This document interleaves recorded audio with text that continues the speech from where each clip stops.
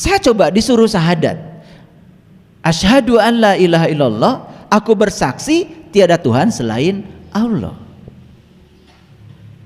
Kan saya bersyahadat dengan mulut saya, dengan mulut saya. Kan bersaksi itu semua dengan mulut. Dan saya cuma bertanya, apa boleh saya bersaksi dengan mulut saya? Kan saya belum tahu Allah. Kan syahadat itu bersaksi kepada Allah dan bersaksi pada Rasul. Sedangkan saya tahu Nabi Muhammad sendiri sudah meninggal 1500 tahun yang lalu. Fotonya saja sampai sekarang saya belum pernah lihat. Sementara saya harus bersyahadat kepada beliau. Coba saya ini, kalau kalian kan gak seperti saya. Sampai saya belajar bahasa Arab. Apa sih sholat itu? Saya baca ribuan ayat di Quran. Apa sih sholat itu? Ya, hampir banyak orang yang seperti saat itu saya menganggap sholat itu suatu kewajiban yang di dalamnya saya akan dapat pahala dan kemudian itu akan memasukkan saya ke surga. Itu aja. Padahal di Quran jelas Quran mengatakan bahwa sholat bukan tujuan. Sholat itu instrumen.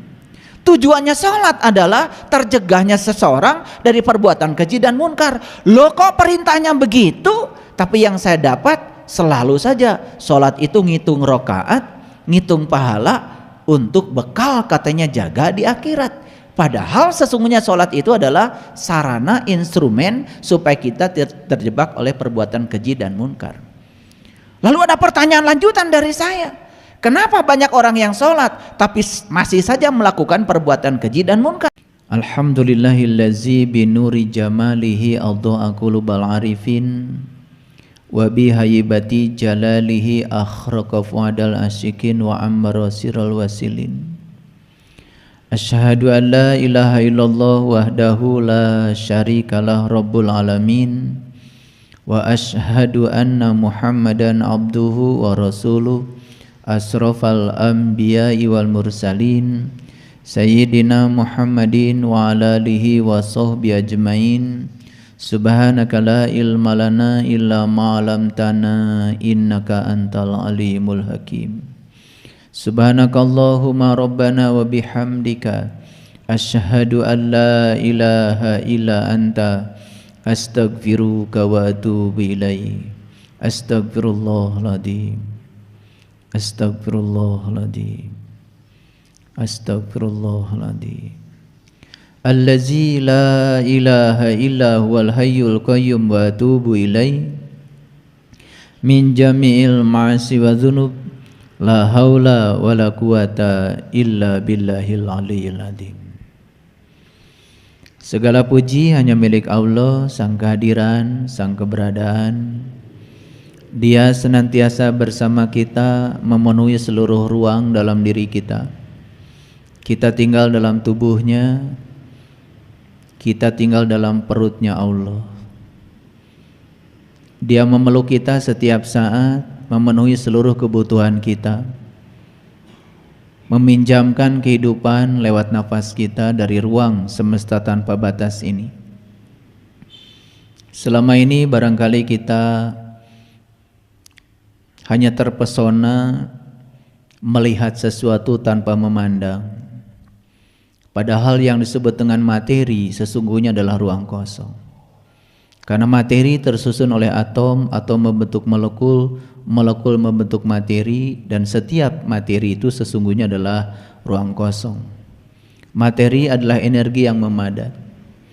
Makanya Allah meliputi semuanya, meliputi semua yang di luar, meliputi semua yang di dalam. Tidak ada satu materi pun yang tidak diliputi olehnya. Semoga kesadaran ini sudah terbangun dalam diri kita. Oleh karena itu Allah memberikan izin kepada kita lewat tubuh kita untuk menyaksikan kecerdasan semesta tanpa batas yang meliputi seluruh ruang kosong ini dengan menunjukkan cahaya di atas cahayanya. Karena dari semua bentuk energi yang gampang untuk disaksikan adalah cahaya. Oleh karena itu jangan heran kalau pencapaian spiritual di tingkat awal yang diawali oleh semua para nabi, para rasul adalah menghadirkan dan menyaksikan cahayanya. Beruntung para sahabat yang sudah diterangi pohon zaitun yang kegelapan dalam diri ini, sehingga pohon zaitunnya sudah terang benderang, bodhisatwanya sudah terang berang, sehingga kita bisa mengalami maulid setiap saat, di setiap ruang dan waktu. Bagi orang yang berkesadaran, maulid bukanlah peringatan yang diperingati setahun sekali, tapi maulid itu adalah lahirnya kesadaran kita setiap saat. Dan kalau kita sadar sesungguhnya di setiap ruang dan waktu, tubuh kita itu bukan tubuh yang kemarin. Pada saat saya memberikan pelatihan sholat khusyuk kemarin, ada sahabat yang bertanya pada saya, "Ayah, kenapa waktu saya pelatihan sholat khusyuk bulan yang lalu dengan saya ikut pelatihan khusyuk yang sekarang kok rasanya berbeda? Dan sekarang rasanya saya bisa menunggal, bisa menyatu, walaupun cuma 1 rakaat saya melakukan sholat." Jawaban saya sederhana, kamu tidak sadar bahwa sesungguhnya saya 2 bulan yang lalu dengan saya yang hari ini sudah bukan Saiful yang sama. Kesadaran saya sudah berbeda. Secara fisik, secara fisiologi, atom-atom penyusun tubuh saya sudah bukan yang lalu lagi. Bahkan Saiful yang kemarin dengan Saiful yang hari ini sudah berbeda. Jadi jangan heran kalau saya berbicara ayat yang sama, kemudian kalian mendapati kesadaran yang berbeda. Itulah yang disebut dengan lapisan-lapisan langit, lapisan-lapisan kesadaran yang tidak pernah akan ada habisnya. Oleh karena itu beruntung mereka yang sudah menemukan kecerdasan yang melampaui pikiran dalam dirinya. Dan orang-orang yang berbicara hanya menggunakan pikirannya, makanya bicaranya akan rugi. Karena apa? Dia hanya mengulang-ulang yang dia tahu. Tetapi orang yang berbicara melampaui kecerdasan pikirannya, masuk intelijensianya, masuk alam kesadarannya, mengakses alam-alam yang tinggi yang ada dalam dirinya. Saat dia bicara pun dia dialiri oleh ilmu-ilmu baru. Itu perbedaan orang sadar dengan orang yang belum sadar. Oleh karena itu mari kita berterima kasih pada semesta yang telah meminjamkan kehidupan kepada kita, yang sekarang hadir sebagai detak jantung kehidupan semesta dan sekarang mengalir sebagai energi lembut dalam tubuh kita. Mari kita hening sesaat dan rasakan keberadaannya, rasakan kehadirannya. Dan pada saat yang sama mari kita puji Dia bersama-sama membaca hamdalah. Alhamdulillahi rabbil alamin. Mari kita mohon izin dan berkahnya, semoga Allah membukakan pintu kecerdasan yang melampaui pikiran, sehingga hari ini kita akan dialiri, dihujani ilmu-ilmu yang akan melewati intuisi kita. Dan kita sapa asmanya dengan kelembutan dan cinta seraya membaca basmalah. Bismillahirrahmanirrahim. Atas namamu ya Allah yang maha pengasih dan maha penyayang, bukakanlah pintu kecerdasan kami. Alirilah kami dengan pengetahuan sejati yang akan menjadi syafaat bagi kami, yang akan mensejahterakan lahir batin kami. Amin. Topik kita kali ini seperti yang sudah saya share di grup, berhasil mentertawakan diri sendiri. Siapapun yang hari ini berhasil mentertawakan dirinya sendiri, itu tandanya dia tumbuh. Dan siapapun yang hari ini hanya sibuk mentertawakan orang lain, itu tandanya dia mati. Jadi untuk membedakan orang hidup dengan orang mati sederhana. Orang hidup itu tandanya berhasil mentertawakan diri sendiri, sedangkan orang mati tandanya tidak bisa mentertawakan dirinya, habis seluruh waktunya hanya untuk mentertawakan orang lain. itu cirinya tumbuh. Dan ciri tumbuh itu berubah. Sesuatu disebut tumbuh kalau berubah. Kemarin itu berupa biji, kemudian keluar tanda-tanda kehidupan dari biji, dan besok sudah jadi batang, besok keluar daun, besok lagi sudah menghunjam akarnya, besok lagi sudah menjadi pohon yang rindang. Itu ciri tumbuh. Dari mana tumbuh itu dimulai? Tumbuh itu dimulai pada saat kita sukses mentertawakan diri kita sendiri. Karena kita terlalu lama mentertawakan orang lain. Hari ini saya akan berbicara tentang diri saya. Karena kalau saya bicara orang lain, pertama saya tidak tahu apa yang dirasakan dan dialami oleh orang lain. Yang kedua, saya membatasi diri karena saya tidak berhak membicarakan siapapun. Saya akan mengawali pembicaraan hari ini dengan perjalanan saya. Saya lahir di sebuah keluarga yang sangat ketat beragama. Orang tua saya, kata orang di kampung, adalah tokoh agama. Disebutnya juga kiai. Dan saya beruntung dilahirkan dari ayah dan ibu yang semacam itu. Karena itulah ayah ibu terbaik yang telah menjadikan saya hari ini seperti ini. Dari kecil saya dididik untuk taat beragama. Dari kecil saya sudah diajarkan agama saya apa. Dari kecil saya sudah diajarkan kalau ditanya orang, kamu orang beriman atau tidak? Jawab saja, saya orang beriman. Dan secara tidak sadar itu merupakan sesuatu yang bagi saya saat itu penting, secara tidak sadar. Tapi begitu saya dewasa, saya mencapai kesadaran tertentu, saya mulai berpikir, kenapa ya ayah saya berani-berani ngasih label agama tertentu pada saya, tepat pada saat saya saat itu dalam keadaan belum sadar. Saya tidak pernah ditanya oleh orang tua saya, kamu mau beragama apa? Kalau kalian, saya nggak tahu. Makanya saya tidak mau cerita kalian, saya cerita saya. Dan siapapun tidak boleh menggugat saya, karena saya cerita saya. Jadi saya tidak pernah ditanya, saya mau beragama apa, mau ngambil jalan mana, tidak. Karena orang tua saya beragama X, maka saya pun agamanya adalah X. Pada saat saya kecil, ya saya merasa saya sebagai pewaris. Tapi ketika saya dewasa, apa iya saya sudah beragama X yang sebenar-benarnya? Atau sekedar saya mewarisi label yang ada pada orang tua saya? Dan secara otomatis kan, kalau saya beragama X, maka ada runtutan yang mengikuti saya, termasuk ritual-ritual agama yang saya anut.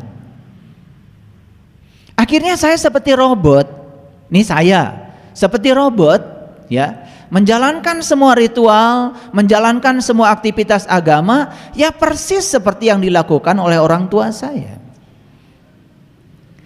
Dan pada saat itu saya mulai belasan tahun, saya mulai banyak bertanya sama orang tua saya. Pertanyaan-pertanyaan yang sangat alami, tidak dibuat-buat, yang lahir dari kecerdasan saya sendiri. Harusnya kan boleh, karena kecerdasan itu diberikan Tuhan memang untuk supaya kita cerdas. Dan saya terus terang saja, setiap saya bertanya secara bebas menurut kehendak kecerdasan saya tidak pernah mendapat jawaban yang memuaskan. Bahkan lebih banyak orang tua saya marah pada saya. Hanya bertanya yang sederhana saja, sebetulnya Allah itu apa? Itu kan pertanyaan alami. Hak asasi saya yang harusnya dipenuhi kan oleh orang tua, tapi saat itu saya tidak mendapatkannya. Ketika orang tua saya mengatakan kalau berdoa itu coba menengadahkan tangan ke atas. Dan saya tanya orang tua saya, kenapa saya harus berdoa menegakkan tangan ke atas? Dan orang tua saya bilang Tuhan ada di atas. Ya saya bertanya lagi, di atas mana? Apa di atas pohon? Apa di atas rumah kita? Dan saat itu bungkam. Dan banyak pertanyaan-pertanyaan kritis ketika saya umur belasan tahun dan saya tidak mendapatkannya. Lalu orang tua saya karena bingung dengan saya, lalu saya dititipkan di pesantren ini, pesantren ini, pesantren ini, sama modelnya. Saya bukan mau merendahkan pesantren, yang saya dapat jawabannya marah dan tidak jelas.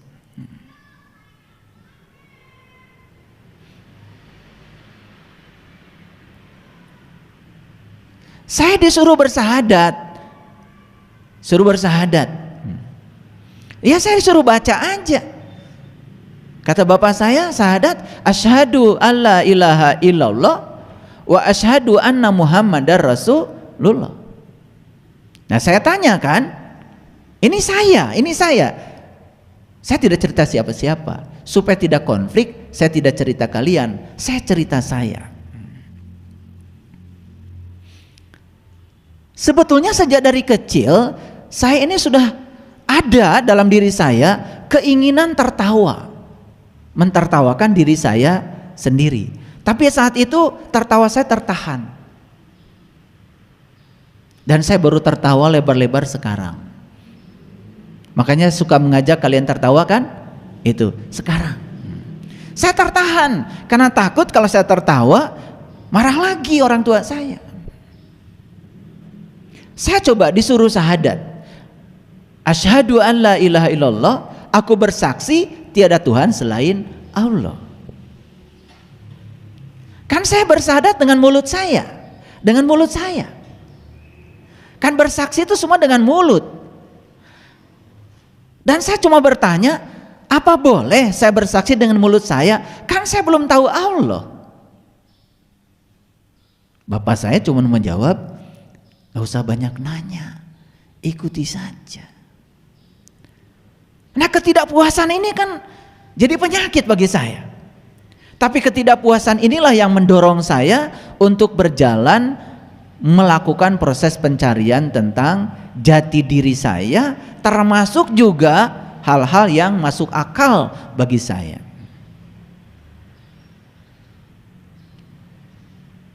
Kan syahadat itu bersaksi kepada Allah dan bersaksi pada Rasul. Sedangkan saya tahu Nabi Muhammad sendiri sudah meninggal 1500 tahun yang lalu.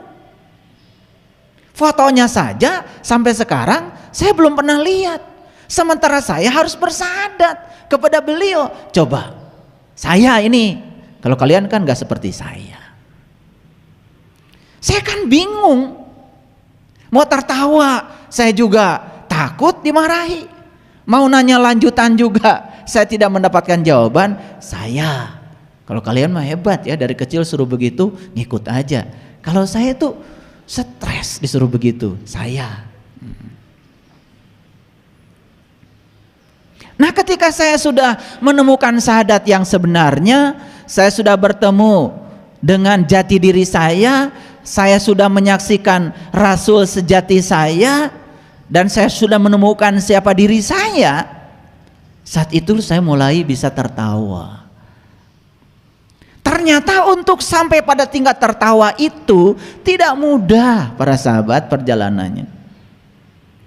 Saya tidak cerita tertawa seperti kalian terbahak-bahak sambil nyanyi, bukan itu tertawa hari ini. Topik kita adalah tertawa tentang diri sendiri. Saya dari kecil ya taat beragama dan saya sholat.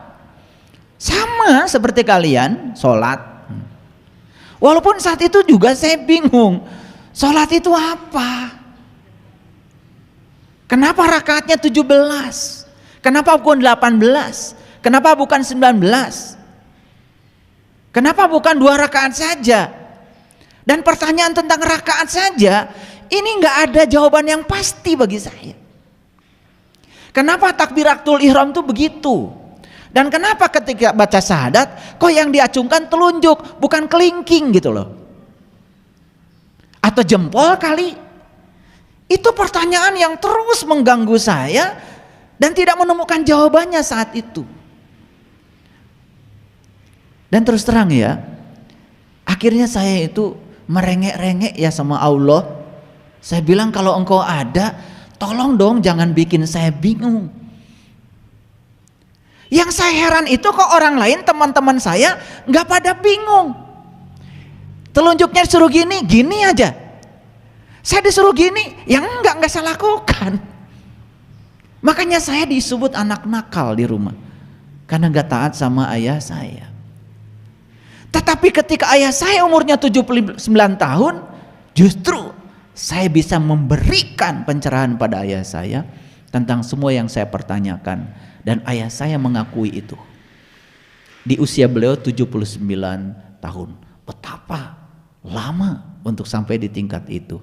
Dan saat itu beliau berhasil mentertawakan dirinya sendiri. Jadi saya berani mengatakan bahwa siapapun orang yang sudah berhasil mentertawakan dirinya sendiri, berarti dia sudah tumbuh kesadarannya. Dan siapapun yang hari ini hanya sibuk mentertawakan orang lain, merasa diri paling benar, paling suci, seakan-akan dia punya jalan terbaik satu-satunya, bahkan Allah pun dikooptasi oleh dia, gak ada Allah bagi yang lain, hanya untuk dia sendiri. Saya kira belum tumbuh. Jadi hari ini kompetensi yang saya bangun buat kalian sederhana. Selesai kalian mendengarkan ocehan saya, tanya pada dirimu, apakah kau udah tumbuh atau belum? Nah, ciri tumbuh sederhana indikatornya, berhasil mentertawakan diri sendiri. Sampai saya belajar bahasa Arab, apa sih sholat itu? Saya baca ribuan ayat di Quran, apa sih sholat itu? Sampai hari ini ya, hampir banyak orang yang seperti saat itu saya menganggap sholat itu suatu kewajiban yang di dalamnya saya akan dapat pahala dan kemudian itu akan memasukkan saya ke surga. Itu aja. Padahal di Quran jelas, aqimis sholah, inna sholat tanha anil fahsya wal munkar. Dirikanlah sholat. Sholat itu adalah instrumen yang bisa mencegah Anda supaya tidak terjebak perbuatan keji dan munkar. Jelas Quran mengatakan bahwa sholat bukan tujuan, sholat itu instrumen. Tujuannya sholat adalah tercegahnya seseorang dari perbuatan keji dan munkar. Loh, kok perintahnya begitu? Tapi yang saya dapat selalu saja sholat itu ngitung rokaat, ngitung pahala untuk bekal katanya jaga di akhirat. Padahal sesungguhnya sholat itu adalah sarana, instrumen supaya kita terjebak oleh perbuatan keji dan munkar. Lalu ada pertanyaan lanjutan dari saya, kenapa banyak orang yang sholat tapi masih saja melakukan perbuatan keji dan munkar? Kan itu pertanyaan lanjutan. Boleh dong itu hak asasi saya. Dan saya tidak menemukan jawaban. Gitu. Sampai akhirnya saya menemukan sholat khusyuk. Maaf ya, sampai hari ini saya tidak mau bikin modul pelatihan sholat khusyuk. Sampai hari ini saya tidak bikin PPT tentang pelatihan sholat khusyuk. Sampai hari ini saya tidak diizinkan untuk membuat itu. Kenapa? Karena itu ilmu yang sangat luar biasa, mahal sekali. Dan saya mendapatkan ilmu ini berdarah-darah sampai mendapatkan kenikmatan sholat walaupun cuma 1 rakaat. Bayangkan kalau 17 rakaat. Ya, itu. Oleh karena itu yang sudah dapat pelatihan sholat khusyuk dari saya, jaga. Jangan dianggap sepele. Saya mendapatkan itu berdarah-darah, tidak dengan cara yang mudah. Oke?